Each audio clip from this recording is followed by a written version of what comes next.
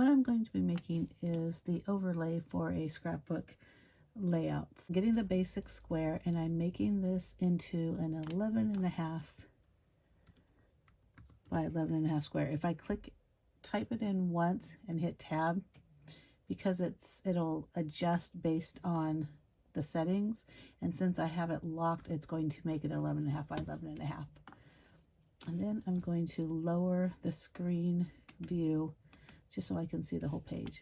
So that's going to be the overlay, and I have a specific plan in mind. So what I'm going to do next is I'm going back to shapes, and I'm grabbing, this time I'm going to still grab squares because it looks like the rectangle shapes are rounded and I don't want them rounded. But I can show you how to make that a rectangle if you don't know already. You click on this little padlock right here, which unlocks the image, which means it won't self-adjust. It means you can customize the width and the height. So the width, I want 4 by 6. That's fine. So this will be 6, and the height will be 4 because I do want it going that direction. And then now I'm going to lock it because I don't want it to move. What I'm also going to do is I'm going to change the color just so I can see the difference when it's in the big square. For no other reason than that. A 4 by 6 here. I might as well duplicate this. I'm actually going to make it into a 6 by 4 or whatever. But this way, is that even? Yeah. This way. This way.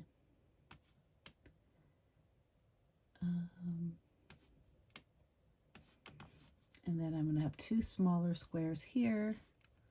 So I'll just go ahead and grab 2 squares. So let's see, 6. Let me do about 2.5. I'm going to keep it locked because I do want to keep it a square shaped. So again, I'm going to change the color. And I'm going to duplicate because I'm going to have 2 and I want them up here.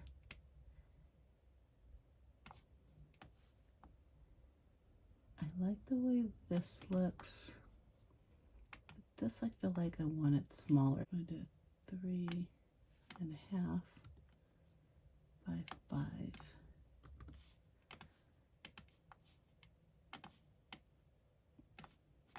Yeah. Sorry about that. See, it helps when you get to see it all. So I'm going to put this a little higher. I'm going to move this. I don't want those to line up. So I'm going to select that. I'm hitting the shift button and then clicking these, align those so that they are aligned at the top. So that way they match up that way. I'm going to move this one a little bit. These squares I want sliced out of the larger 11.5 by 11.5 inch square.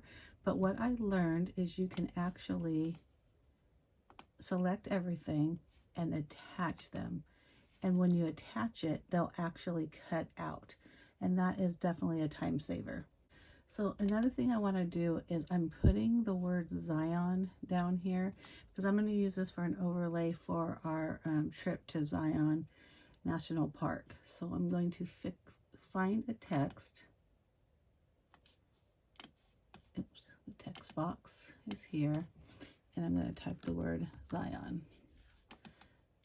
Let me move this down here. So I don't know if I like this font, so I'm going to check out different fonts. I'm going to put this on pause because you don't need me checking all my different fonts. Again, I'm doing this, I'm creating this as I'm filming this. You know what? I like that better. Okay, so that's BFC Stylish Safari. So again, I'm going to change this color just so I can see it better in my in the square. It doesn't matter what color. And I'm just going to I like it there. So I'm going to attach that one as well. And I'm going to add a little bit of probably like a mountain scene. So let's do that. Look for images. Mountain. How about just mountains? Okay. So right now I'm just selecting a bunch of random stuff and then we'll play with them. Okay, let me look at some of these things that I chose. Now that I'm looking at this, I don't want that. I'm kind of thinking I like this just because of the fact that there's mountains and trees. I am thinking no on these. This doesn't really have anything to do with cutting it, but it helps us look at it. Yep, I'm going to do that. I'm going to save it.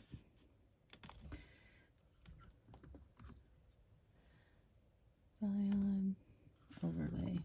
I'm going to hit make and see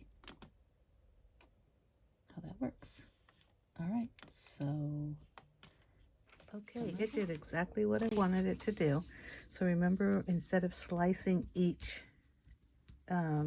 square or letters, we just attached everything and then it did cut out. So I decided to cut it in white because I was thinking more of a blue, but I'm waiting to see because I might end up sponging that in. And then these are, oops, go this way, yeah. This is the mountain ridge that we cut out. I have to glue those together. And then I also have the middle portion, which I'll glue, and then I'll put some pictures, and I could also put, you know, some kind of embellishment or something. At the end of this video, I'll show the final page so that you can see how else I decorated it, because I am going to do some sponging. Like I said, I don't want this really to be plain white. I just didn't want it to be all blue, and I thought maybe I would do a pattern paper, but none really like stood out to me because I didn't want it to be, I just wasn't sure what I wanted. So sometimes when you don't know what you want, just start with white. I hope you like it, and if you do, make sure you hit that subscribe button down below. Give me a thumbs up if you like it, and I'll see you next week. Bye. So here's the final layout. I did put some pattern paper underneath the word Zion and up on the top, which you'll see. I did use a couple of different blue ink colors to give like an ombre effect, and also a little bit of green around the mountain top. But I really love the way this turned out, and this really was following a sketch, but instead of using items, I made an overlay. I hope you like it. Please make sure you go to my blog to see more pictures and get more details of all the information of what I used. And enjoy. Happy scrapping. Bye.